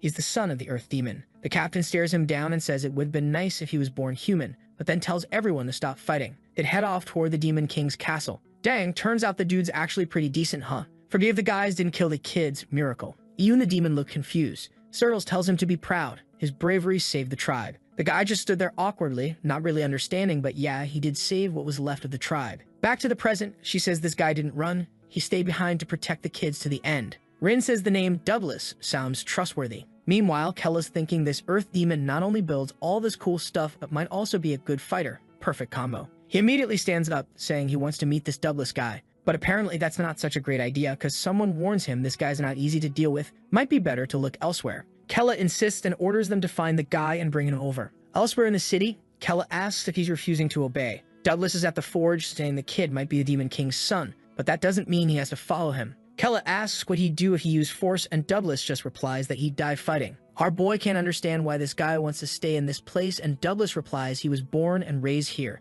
It's his duty to protect his homeland, and that's why he's not leaving. Kella realizes this guy really is as stubborn as they said, and Douglas just apologizes. Our boy's thinking it's just like in the game, having an orc ally would be awesome. This dude would be the perfect addition to the team, but there's not much he can do if the guy would rather die than follow him. Then suddenly, his expression changes. Actually, nah, he just gives him a hard stare and walks off, noticing the city's architecture is super efficient. He really does need someone native to this race to help him out. Meanwhile, the drunk ones already started tasting the local liquor. Our boy's pissed that everyone here is drunk while he's the only one working, but fine enough work right. Next thing you know, he's drinking too, the bastard. Everybody's laughing it up when, out of nowhere, some guys show up saying it's great to have them there and that they can count on any help they need. Time passes. Our boy's in bed, nice and relaxed, getting sleepy when the door swings open. Some guys walk in, one of them holding an axe. Whoa, what is this? He was having a peaceful dream. Then Douglas steps in and says tonight he dies and swings. Out of nowhere. But suddenly Douglas' expression shifts. Kella had dodged. Now Kella says he's certain. He backs off from the bed while the guys call him a coward. Kella just stares them down. Something's off. He realizes that Douglas in this place wasn't actually crafting weapons. Those things he'd been making, shackles. And they made no sense. No way they'd ever fit an orc's arm. He'd stayed alert all day and noticed he was being watched. From that point, he sharpened his attention to everything around him. And that's when he noticed a barrier, a magic screen set up right in front of him. You'd never detect it unless you'd inherited the Demon King's power. He also remembered something odd from Searles' story. Douglas had said he was protecting black elves. Yet from the moment Kella arrived here, he hadn't seen a single one of that race. That's when it all clicked. Now he's the one going full attack mode. The guy hits the floor fast.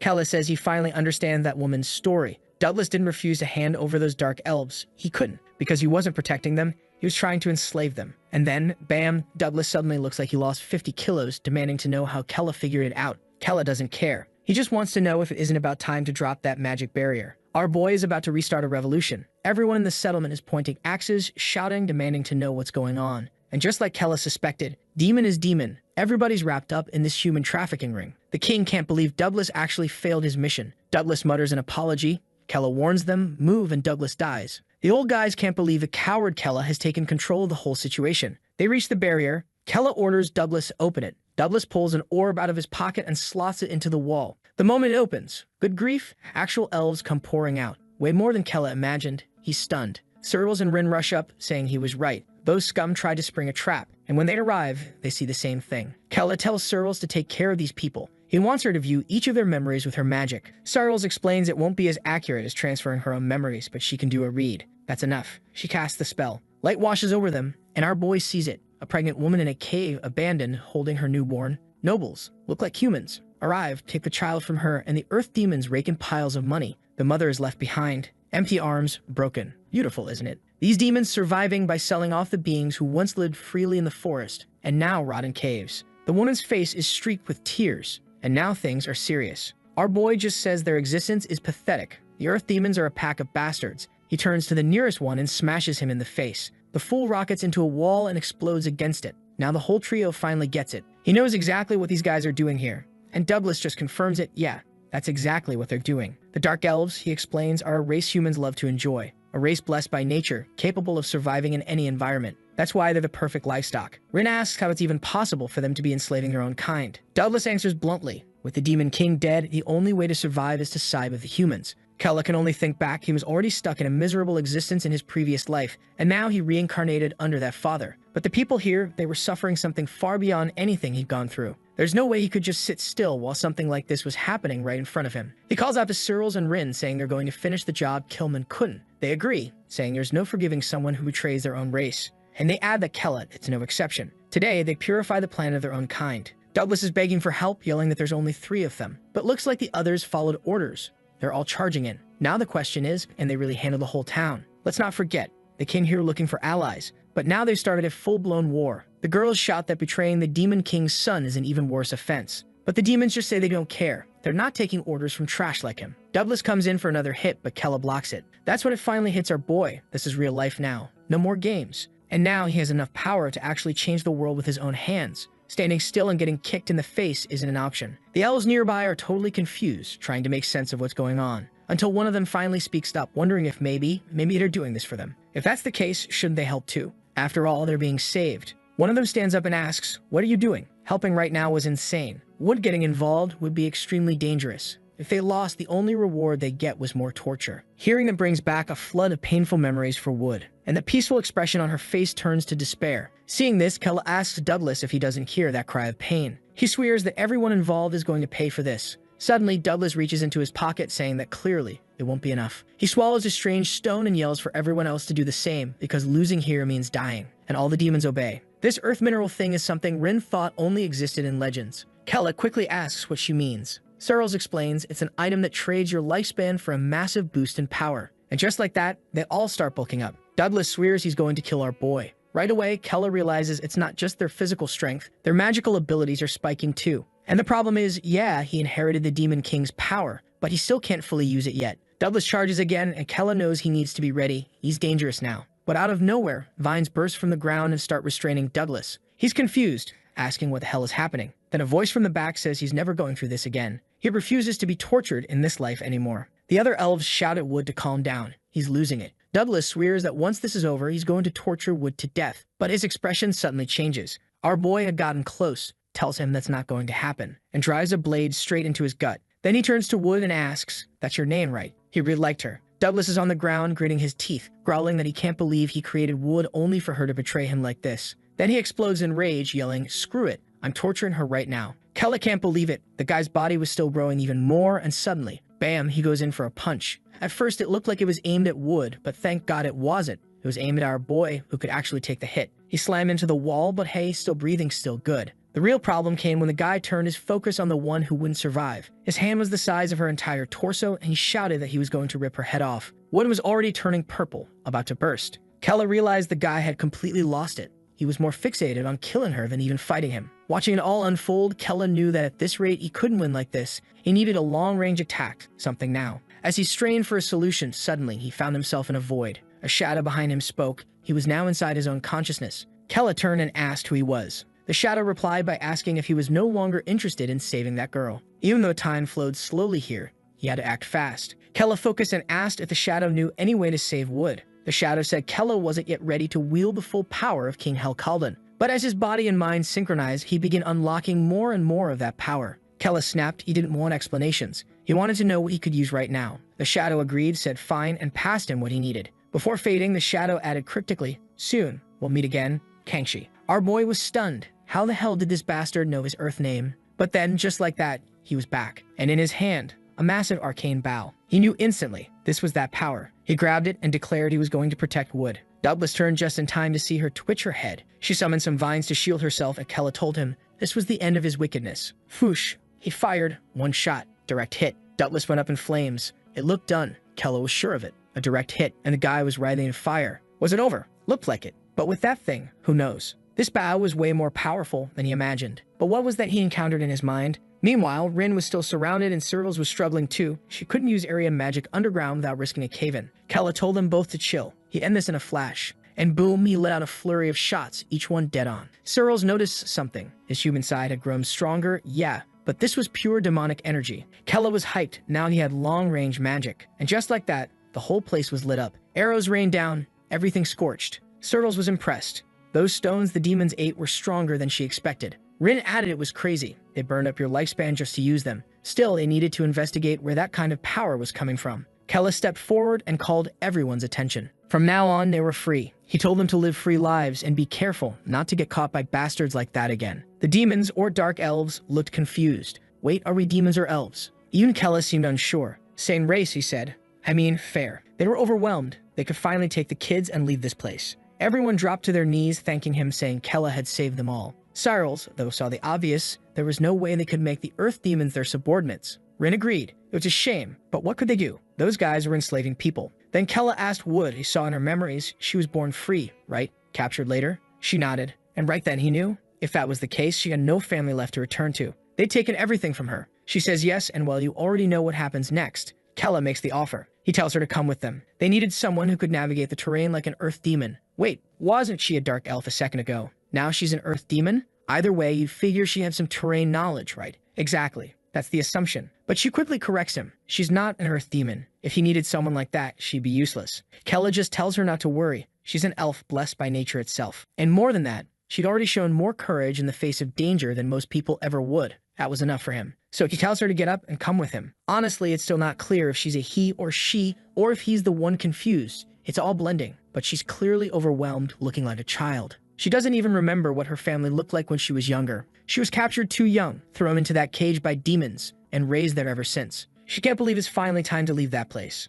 Kella says she's not going to follow him. She's coming with him. Now come on, kid, get up. Those white-cloaked bastards are coming, and they need to get stronger and build their base. And with that, the rest of the group actually leaves. You'd think he was taking everyone with him after all that mess, but nope. All that for one new recruit. Still, even if Kella was a little worried about whether the others would find a place to live, he had to remember they were blessed by Mother Nature. Wherever they ended up, it had to be better than where they were. Night falls, and Rin's already giving him a hard time. You're the newbie, so now you've got to listen to everything we say. Sertles immediately asks him to find a river where the water flows. Looks like he's a guy after all. He sniffs the air and says he can smell water in that direction. Kella asks Sertles why they're even looking for a river. She says they need a boat or something they can use to move more efficiently. Rin jokes that a dragon would be great, but obviously, and that's not realistic. She needs to stop dreaming about dumb stuff. Might as well wish for a unicorn. Kella, though, agrees. Let's go where Wood pointed. In a nearby forest, a group of unicorns is actually drinking water. Looks like they really did find everything they wanted. And there's a dragon there too. This forest's stacked. Rin says if they find a dragon, it's hers. Sertles swears that's never going to happen. Meanwhile,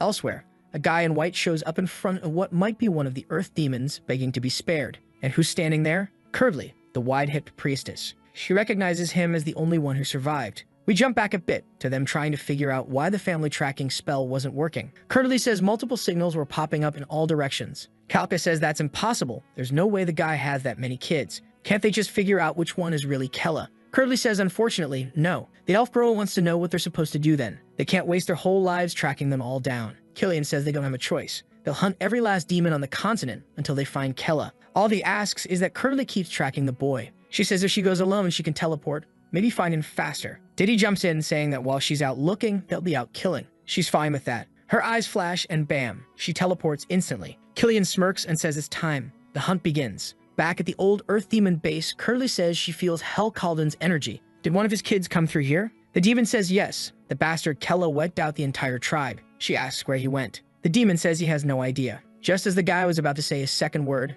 bam, he got a spike right through the head. And girl, come on. What if he was joking? You just straight up killed a poor guy like that. He might have had valuable info. Well, too late now. At least now she could start tracking that energy and would soon find Kella Calden. After a long night, the little group finally reached the river. Kella's stunned Wood really managed to smell something that far away. He simply thanks him. Rin, clearly jealous, tells him to stop acting so proud just because of that. Our boy says they need to stop and eat. It's been days since they had a proper meal. And then, nature's blessed M raises his arms and fish literally leap out of the water. Actually, he manipulated nature's energy, drawing the water and the fish toward them. Rin doesn't want to be useless, so she offers to make a fire, but Sertles already handled that. Rin realizes she hasn't contributed anything lately. Now everyone's chilling in a cozy little forest, enjoying good food and complimenting Wood for his work, while Rin sits off to the side, clearly bothered. Sertles asks why she looks so down. Rin insists she's fine. Sertles thanks her like always, saying if she's not eating, then she will eat everything. Our boy notices Rin looking down and says he's tired of eating fish. If they had some fruit around, he'd be happy. Rin immediately perks up and says she'll go get some,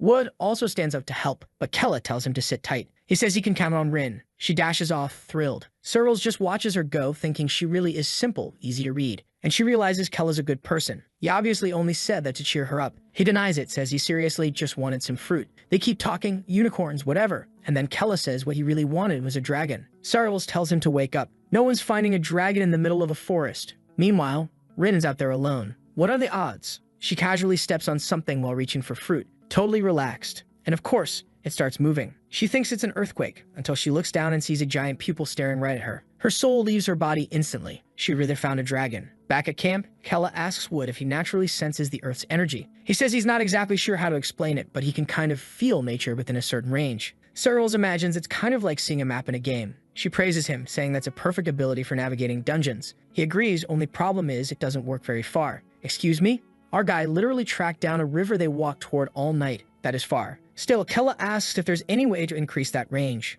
Wood says he once heard of a method. You'd have to eat the clairvoyant stone of a dragon that lived for 1,000 years. If you did that, your sensing ability would be amplified hundreds of times. Kella thinks it sounds amazing, but Searles immediately tells him to relax. Finding a dragon isn't easy, let alone killing one. Kella asks if they're really that strong. I mean, his dad did crush one with a single hit. Searles explains, yes, dragons are nature's strongest beings, and they absolutely despise demons. Only humans with extreme mental resilience have ever managed to tame one. Kella finds that ironic, weak humans doing something like that. Searles says not to try and understand dragon nature. It's beyond comprehension. But now Kella's fired up. He wants to know where he can find one of those stones. Searles tells him to stop getting carried away. That kind of thing isn't going to help on their current journey. It's practically impossible. Kella's about to accept it, and then Rin comes sprinting back into camp with the dragon chasing her. The moment Rin shows up with that dragon, everyone turns around like, wait, did we hear that right? Yeah, they heard it. And yeah, they were all about to run for their lives. Kella yells at her to explain what the hell this creature they'd never find is doing here, and why it's the size of a mountain. But oh no, guess who's nearby listening in? Curdly. Yeah, the wide-hipped menace herself. She seems to recognize the sound.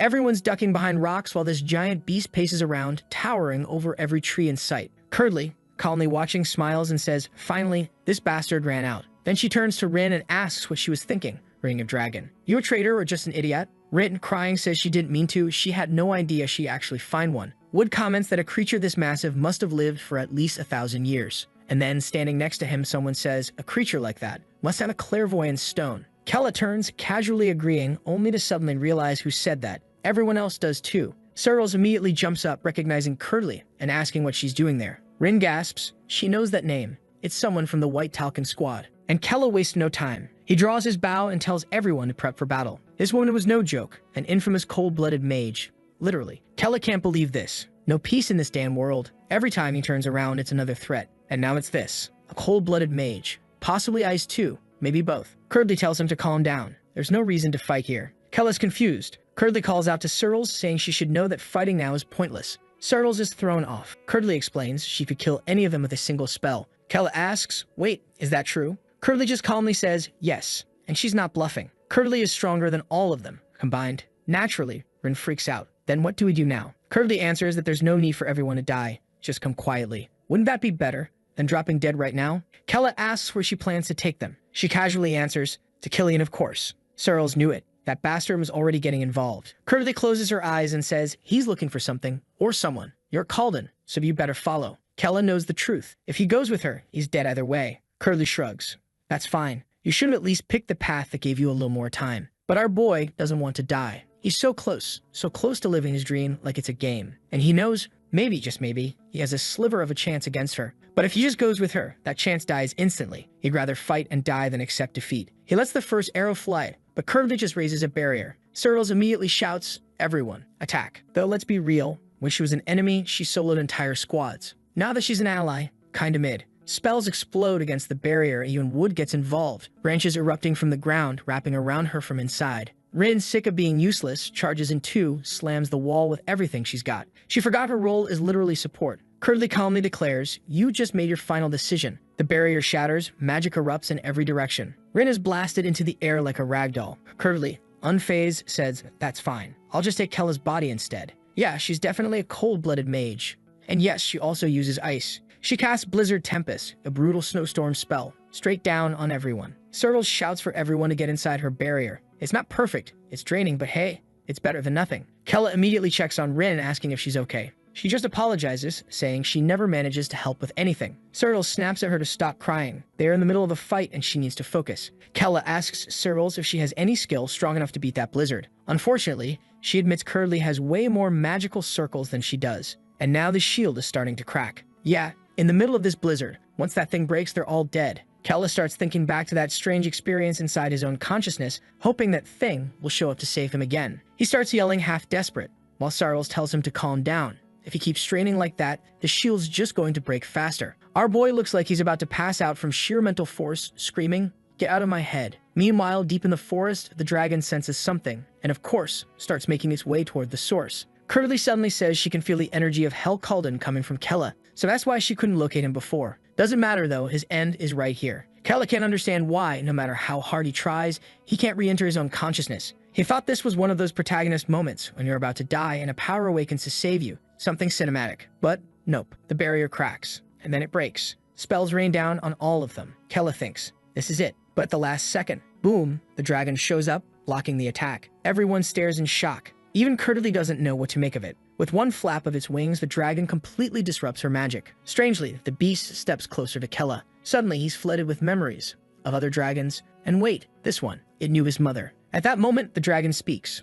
Run. Kella is stunned. Hearing the creature's voice, he turns, and the dragon spits something out at him. Wait, is that? It is. The clairvoyant stone. Kella's baffled. Why are you giving me this? The dragon just says there's no time to explain. He must hide his power and flee. Kella wants a detailed battle plan, but too late, he bolts. The dragon turns and lets out a massive breath of fire toward Curdly, forcing her to raise her barrier again. She mutters that it's bizarre, a dragon helping a demon. Meanwhile, Kella realizes this is their one shot. They've got to run now while they still have cover. Curdly, despite all her power, couldn't solve this instantly. The dragon lets out another blast. She blocks it again and coldly asks, is that really your best attack? Then she opens her eyes. Fine, I'll try a little harder. A magic circle appears above. She's summoning Titanic Ice Meteor. A massive iceberg is coming down, aimed right at the dragon. As it descends, Kella remembers those dragon memories. He's grateful he was given the stone. Now run, people. That maniac is coming. Crash. The glacier slams into the ground like a divine hammer. Curdly walks forward, noting how strange it all is. She wants to read the dragon's memories before it dies. But suddenly, flames burst from the dragon's body. It starts to burn away. And as it fades, it growls. Humans are cruel and selfish. The time will come when they'll regret everything they've done. With that, the dragon vanishes, leaving only ash and a frozen crater. Curdly realizes it chose to destroy itself rather than let her read its mind. But that was all Kella needed. It gave him just enough time. And now the bastard has vanished. He escaped. Now things had definitely gotten worse. They knew they were being hunted. But whatever. Their fate was to die at the hands of Talcon anyway. Elsewhere in the forest, someone asked, what was that about the dragon? First it tries to kill us, then it helps. Wood spoke up, saying he noticed the creature seemed to want to help Kella. It showed up right after he used those demonic powers of his. Kella added that for a brief moment he saw some memories. It felt like that dragon had known his mother. Rin found that strange. Dragons don't exactly get along with demons. So, what was the story between them? Kella said he had no idea, but it seemed bitter. Also, the dragon had given him something. The moment he looked at it, he realized what it was. The clairvoyant stone. Not only had the creature saved him, it had handed over something extremely rare. Searles chimed in, saying she believed they'd just been saved by the queen. Kella couldn't stop wondering, what was the connection between his mother and that dragon? Without hesitation, he handed the stone to Wood. This is what we needed, he said. Searles nodded and told him to consume it right away. They needed every bit of strength they could get now. After all, they were being hunted by the strongest squad in the world. Wood hesitated. This thing's kind of overpowered. You sure it's okay for me to eat this? Searles didn't even blink. Who else would use it? Eat it already. So he said, all right, and swallowed the stone. Instantly, he felt a strange surge of energy, and then memories began to flood in. He saw the dragon's past. The creature had been captured the day it was born, used like a lab rat in human experiments. The filthy humans tried everything on it, never once caring how it felt. Generations of humans came and went, growing old and dying, while it was trapped in the same facility, experimented on endlessly. One human even commented it took a long time, but the dragon finally stopped crying. It had taken generations to break it, but that same day, everything fell apart. Turk Kaldin, considered the strongest demon king in history, launched an invasion into human territory. He declared that everyone in the kingdom would be destroyed. During that war, the research facility collapsed. The dragon wasn't stupid. It took the chance to escape, soaring off in search of others like it. Eventually, it found a group of fellow dragons and told them what had happened. About the humans, the lab, the torture. But by then, it was too late. Most of those dragons had already formed close bonds with humans. The humans had done all sorts of experiments on dragons to understand their magic, to steal their organs, their eggs, everything. They tried to warn them, but they no longer believed it. They said it was too close to demons now. And on the demon side, they didn't trust dragons either, said dragons were too close to the humans. So it was left with no place to belong, nowhere to go. So it isolated itself in the mountains, living in endless solitude. Until one day, a snot-nosed little girl wandered in. The dragon was sleeping when she arrived, sniffling and crying. She looked at him and said, "Mommy." The dragon was baffled. She ran up and grabbed his nose. The thing was trying to say, "Hey, I'm your mom," but that weird little girl didn't care. And for the first time, it wondered if maybe that's why it had been born. The girl's name was Kurist, and what the dragon saw in her memories was even more horrifying. In the dragon's past, it had been abused and experimented on by humans. In her past, it was demons. Demons had their own faction, an independent group known as Tersica. This group had been secretly conducting experiments on draconic magic. Their goal was simple: subjugate the dragons. So as soon as Kurist hatched from her egg, she was immediately taken and subjected to experiments. That little dragon stuck to the wall in those memories. Yeah, that's her. Man, nobody expected that girl to actually be a dragon. Kurist had the highest magical potential out of everyone. She could cast spells that even other dragons struggled with. Even transformation magic, one of the most complex forms, she pulled it off right after she was born. And that's exactly why they ran so many experiments on her. From the moment she came into this world, she was in a constant state of panic. Eventually, she developed teleportation magic on her own,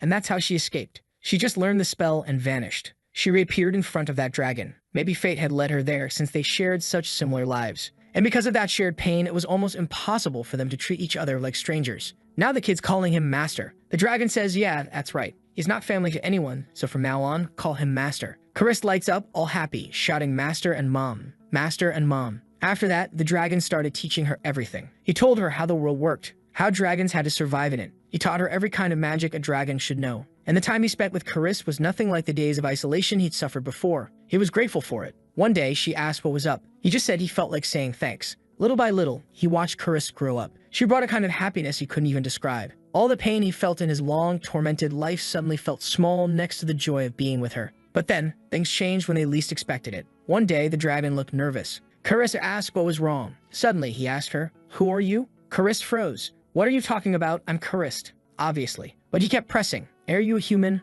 or a demon? You better tell me." She thought it was some kind of weird test. Is this part of a lesson or something? But the dragon growled and let out a breath of fire. If you're human or demon, you'll die either way. Kurist didn't understand what was happening. The truth was, the dragon's body, after a lifetime of abuse and aging, was reaching its limit. Even dragons can break down. Kurist begged him to stop. Is this a test? What are you doing? The dragon's mind briefly returned. He snapped out of it. She asked again, "Master, you really don't remember me." He apologized, saying he didn't mean to attack her. But from that point on, he couldn't recognize her anymore. To avoid hurting her even by accident, he left. Kurist stood there, screaming for him to come back to stop hiding. But he knew being near her was the greatest danger of all. So he withdrew from her life, preparing for his own end, while replaying all those warm, beautiful memories of their time together. That soft-hearted, awkward old dragon. It's heartbreaking, really. And then, he lifts his head, sensing something in the air. A strange energy. That's when it happened. He recognized it. It felt just like hers. The energy from his disciple. Or maybe, his daughter. The one he loved like a child. He took off, wings tearing the air, flying as fast as he could to save her. But when he got there, he didn't find Kurist. He found Kella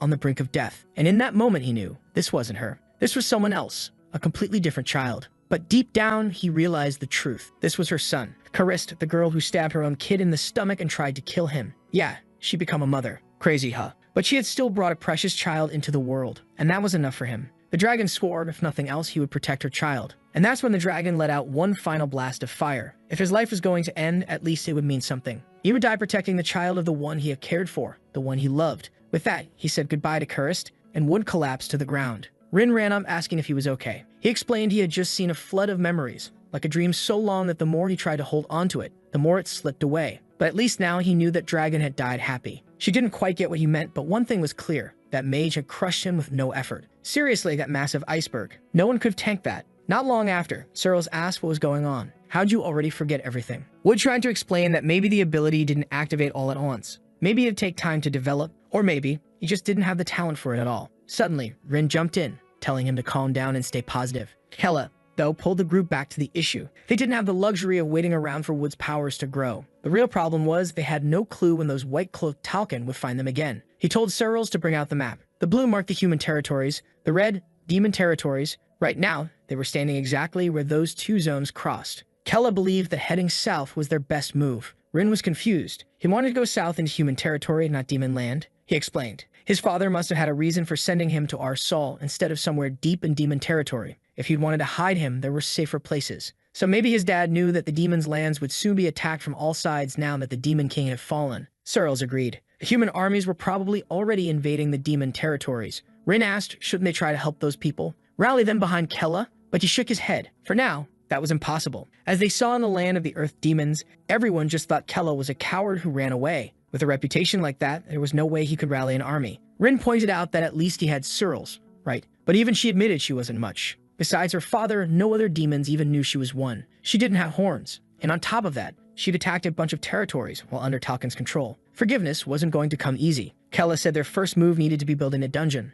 a base of operations. Little by little, through their own efforts, they gained recognition. And when that happened, the demons would choose to follow him. The girls were all in. They helped him gather achievements, build up a name, and an army would come naturally. That's why, Kella said, their first objective was finding a strategically protected place. A southern base made the most sense right now. And just seeing how hyped the girls were, Kella felt relieved. Even with a half-baked plan like this, they were still with him. Now finally, he had the companions he needed. But the danger wasn't over. He was still being hunted by incredibly powerful enemies. That thick-thighed mage, she was no joke. And facing those white-cloaked Talkin again would be suicide. He needed more information. A lot of what he'd been seeing in this world felt just like a game. The races, the names, monster types, even their abilities. Except the elves here didn't have ears. Look at that weird glider they have instead. Still, there was definitely some connection between his old world and this one. And that was perfect, because it meant he could use all the strategies he mastered in games to survive here. That was his road to victory, and there was no way he was dying some dumb death. A scene cut to another place being destroyed. It looked like the demon homelands, and the humans were sweeping in to wipe it all out. It was that weirdo Diddy, asking what the hell the guy was even talking about, like he wasn't hearing a word. The demons shouted that they had already surrendered, so why were they still being attacked? But the big axe stretched out and, bam, the ruthless one finished it off with a cold, shut up and die. Meanwhile, the captain was getting word that a dragon had helped Kella. At least now they knew she had met up with him near the border between the two territories, not far from where they were. That shade woman explained she'd sent out a bunch of butterflies to track the boy. And man, Kella's a sly bastard. The captain was certain that kid wouldn't head for the demon territory, which had basically turned into a sea of fire. That's why they'd wrap things up there and move out to meet Curdly directly. One of them asked what they should do about the remaining demons. There were still a bunch that needed to be killed, but he just told her to relax. They had all the time in the world to wipe out the rest. Once Kella was out of the picture, he just wanted to shave off every second he could from the death of the one who killed his brother. Meanwhile, our boy was bolting south full speed. Apparently, they'd been traveling non-stop for a week now, and the kid was actually happy. It would be amazing if they could manage to avoid those white-robed freaks until they had a proper base set up. A base that, of course, had to be filled with everything he knew from his previous life. But suddenly, the unicorn stopped. Wood immediately called it out. He could feel that the creatures were refusing to keep going. That usually happened when they sensed the terrain ahead was too dangerous for survival. Hela thanked them and said from here on they'd have to continue on foot. Respect to those noble beasts. They carried them as far as they could. Rin, of course, was already complaining. Nobody was going to survive in this kind of climate. But Kella said that's exactly why this was the perfect place. They needed to find shelter fast. The unicorns headed off, but hey, look at that sneaky butterfly scout flitting around. Shido unicorns hated the cold. So why were they coming from the south? And exactly 4 of them too. Suspicious. Tracker instincts kicked in. Looking toward an island on the other side of the lake, Kella said that'd be their safest spot. Yeah, he was playing it safe all right. Doom was on the run. He asked Wood if he could sense any monsters or life forms on the island. But Wood explained that he could only sense nature, not life specifically. Searles noticed the busted-up boats nearby and figured no one had used them in ages. Still usable thaw. So off they went. The island was only 200 meters away. Not too far, but they could still be seen from the mainland. The peak of the mountain there was perfect for scouting. The entrance turned out to be bigger than expected, and Kella asked Searles to throw up an illusion spell over it. She said that'd be easy if the wall structure was intact. Right away, Kella noticed no one had been through here in a long time, so he told everyone to start checking the place out, and asked Wood to call out anything specific he could sense. Wood said there seemed to be 2 paths, left and right, that eventually merged into one large chamber. Beyond that, there was an even larger room, probably the main entrance. Kella decided they should split up and meet in the middle to cover more ground. Searles offered to go with him, but Rin yanked her back, saying she'd go instead. Tunnels were dangerous, so the 2 strongest fighters should split up. Searles wasn't thrilled, but she agreed. As they walked, Wood pointed out that the glowing stones were giving off light. He tried to explain more about them, but Searles cut him off. She said she didn't trust him. He looked a little thrown, but she explained she only agreed to travel with him because Kella asked. She wasn't the kind of person who made allies easily. They exchanged a tense look, and Wood simply told her not to worry about it, and that she didn't need to call him a comrade. You could pretty much think of him like a slave. Damn girl, ease up. She tilted her head and turned away, saying she really didn't like him. Poor guy, what's he supposed to do? Why is she trashing him like that? He spent his whole life in a cave and now she wants to act all tough. The dynamic duo were both staring at the same glowing stones. Rin kept trying to spot danger anywhere just to prove she was being useful to him. Then out of nowhere, a blob came rolling toward them. They wondered if this was the famous slime. He was all excited to feel the texture, but then she straight up punched it and the poor thing splattered on the spot, completely destroyed. She turned around, all proud of herself, saying she was helping a lot. He complimented her, barely hanging in there, just to keep her from getting discouraged, and she lit up with happiness. She told him not to worry. Whatever came their way, she'd handle it. But then, the whole cave started shaking, and a massive golem appeared right in front of them. He immediately pointed out how huge it was, and told her to get behind him. But she's getting bold, saying she'd take care of it herself. Girl, come on. Last I checked, you only had defense magic. Meanwhile, on the other side, things were calm. They were even finding gems stuck in the walls. Might have been a treasure spot. Searles asked if she didn't look amazing in this light, but Wood seemed completely uninterested. She could already tell. If it were Rin, she'd be over there gushing about how cool her commander was. Honestly, she hated being paired with this weird dude. Back with the other two, Rin and our boy were in the middle of fighting that golem. She wanted to take it down to prove her worth, but all she got was a nasty smack that launched her into a wall. Kella said there's no way to win without a weapon. Still, she insisted she could do it, threw another punch, and took another hit right after. He couldn't understand why she was pushing herself so hard, risking her life like this. But she said if she couldn't even do this, then she wasn't fit to be his attendant anymore. Kella was confused. We get a flashback to his father asking if he seriously wanted to be friends with a servant. Little Kella, snot-nosed and teary-eyed, said he didn't want to be friends with Rin, but his dad figured he was joking and told him to make the contract already. The kid was all shaky and nervous, while that girl with the giant eyes just stared back at him. He apologized, saying there wasn't much he could offer. But in the name of Kella Kalden, he made her his attendant. And still she thanked him. Just the fact that he wanted her as a friend instead of a servant made her truly happy. That night, while watching him sleep, she swore a vow to always support him in becoming the strongest demon. Funny thing is, if I remember right, when the story started, she was roasting him nonstop. Now she's all sweet and devoted? Okay, but they better explain why she. Oh, okay. As time passed, she realized he was kind of a coward, someone always on the verge of death because of his brothers. He cried, saying he was scared, and Rin told him if he died, she'd die too. She tried to act cold with him, hoping it would toughen him up, but things only got worse for her. The other servants started bullying her, because her boss kept getting beat up. The only food she got was the junk Tarm cooked, which made her sick afterward. Now they poured lava on her, and she's just chillin'. Demon food is no joke, man. The only place she had to sleep was the stable. And now it's clear why she grew to resent that boy. Damn, those demon girls were brutal too, the dynamic duo. Luckily, they looked uglier from that angle. They even spread rumors about Rin trying to seduce Tarm with her body, and now they were here to make her prettier. Yeah, right. That's when she truly started to hate Kella. Man, she really wanted to kill him, even though the contract said she'd die too. But hey, it's Kella we're talking about. Neither of them could really die anyway. He apologized, saying, oh wait, now it makes sense. Since he's immortal, maybe she inherited a part of his immortality too? Or is that just crazy talk? I don't know, man. That was when she gave up on everything and decided to live like a corpse.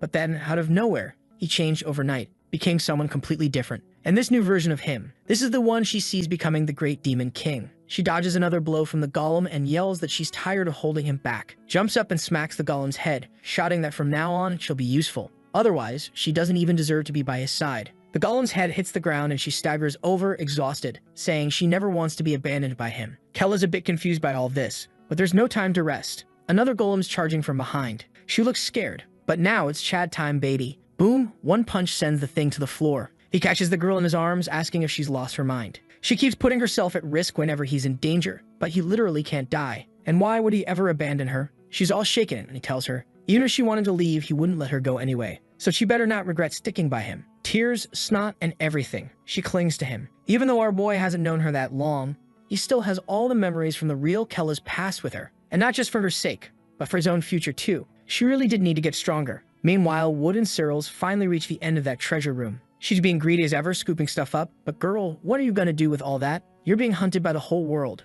You got nowhere to sell it. Wood calls out to her, and she immediately snaps back, saying she's not giving him anything. But he asks if she really doesn't know, or if she's just pretending. She's confused, and then suddenly, the treasure morphs into shackles and traps her. Right on cue, something creeps up from behind. It's a treasure spider. Now that's a creative monster. Leaves treasure out to bait people, then captures them. It latches right onto her neck. Wood says he felt something off about the bracelet, and now the trap is clear. Searles, obviously, asks why he didn't warn her. Wood replies that he figured she was skilled enough to notice. He assumed she had a plan. He blocks the monster's attack, clearly disappointed that she got caught so easily. She tries to play it off, saying she's pretending, like this is all part of her plan. She's playing on a reverse, wants to see what kind of strength he's got. Yep, she's totally trapped and powerless. So what now, genius? Show us how you'll fix this. He's like, easy. He breaks the bracelet, frees her. She fights the spider and boom, it's dead. Nice and clean, no drama. But the spider's not done. Starts spewing venom all over the place. Wood's still doing the heavy lifting, grabs her and pulls her out of the way. She asks what to do now. What's the next move? If she could use her magic freely, she'd wipe that thing out in one shot. But apparently she can't. Not sure why. I thought you freed her already, so now I'm confused. Anyway, the spider keeps spraying venom, and Wood keeps tossing her around to keep her safe. Then it launches a sticky shot from its butt and pins Searles, the wall. She realizes she's being specifically targeted. The barrier is locking her in place. This thing's going in for the kill. She can't believe she might die to such a dumb monster. But then Wood steps in front of her. Skinny as he is, he tanks it. He calmly says, "Didn't you say if you could use magic? You'd end this in one hit." And since that's the case, he's gonna do everything he can to make sure she can pull it off. Man, he goes in and strikes the spider with something and finally breaks whatever was holding her down. The creature tries to follow up with another combo, but bro, he tanks it all on his back. This guy's nuts. It's almost romantic the way he tells her that now it's her turn to actually do something before he dies or something. That's when she summons her staff, pissed that some bug dared mess with her like that. Purple flames burst out, cooking the monster alive. The thing that was binding her finally breaks apart, and he collapses. Sargles asks how he managed to break through that barrier on the bracelet. Kella explains that he figured if he used part of the spider's body, maybe it wouldn't trigger the trap. She says that's insane. If he was wrong, he could have died. He just replies he didn't care. She told him to do whatever it took. Yeah, and how she's all off balance, huh? Been trash-talking the guy all this time, and now she sees he's the real deal. So what now? What's she gonna do? Cue the flashback, when she got nailed in the stomach and still had the nerve to smile, telling the guy he actually managed to hit her. Turns out she took the hit on purpose. Dead on, by the way. Savage. Clean slice, head off, rolling like a bowling ball. The captain nearby says it was insane. If it had hit her heart, she'd be dead. She replies with the same energy, doesn't care about living or dying. The captain told her to take the guy out, no matter what. He realizes she's got a thick skull, but says she passed the test. Kinda passed. She's a bit wrecked. Back then, she went through anything she had to in order to reach her goals. But now she notices that look on Wood's face. That stake emotionless expression. Still, he reminded her of how she used to be. This kid just risked his life to protect her. And what? He thinks he's captain now. She says fine, he passed. From now on, she'll recognize him as a comrade. So he better not die easily. That's an order. Wood's still a bit stunned, right? But he just says, alright, I'll keep a like on this video that helps Mamoru make more juicy content for his viewers, activate the cheeky little bell, and I'm out.